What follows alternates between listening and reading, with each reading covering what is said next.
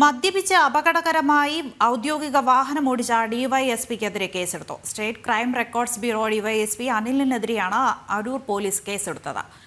ഇന്നലെ വൈകിട്ട് ആലപ്പുഴ ചന്ദരൂരിൽ നിന്നാണ് അരൂർ പോലീസ് അനിലിനെ കസ്റ്റഡിയിലെടുത്തത്.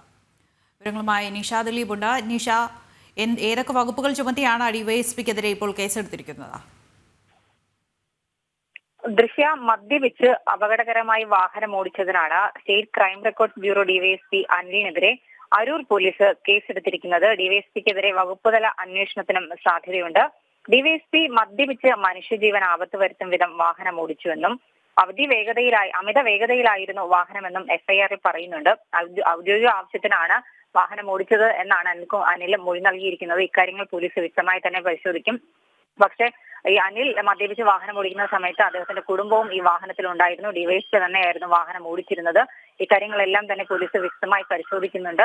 ഇന്നലെ ഈ ഇരമല്ലൂർ ഭാഗത്തു നിന്നും അരൂർ ഭാഗത്തേക്ക് അമിത വേഗതയിൽ പോലീസിന്റെ ബൊലേറോ വാഹനം പോകുന്നത് ശ്രദ്ധയിൽപ്പെട്ട വഴിയിൽ ഡ്യൂട്ടിയിലുണ്ടായിരുന്ന പോലീസുകാരനാണ് അരൂർ പോലീസിനെ വിവരം അറിയിച്ചത്. തുടർന്ന് ചന്ദ്രൂരിൽ വെച്ചാണ് അരൂർ എസ്ഐയുടെ നേതൃത്വത്തിൽ ഈ വാഹനം കസ്റ്റഡിയിൽ എടുക്കുന്നത്. അപ്പോൾ അനിൽകുമാർ അമിതമായി മദ്യപിച്ചിരുന്നു എന്ന് ബ്രീത്ത് അനലൈസർ ഉപയോഗിച്ച് നടത്തിയ പരിശോധനയിൽ മനസ്സിലായതായും എഫ്ഐആറിൽ വ്യക്തമായി തന്നെ പറയുന്നുണ്ട്.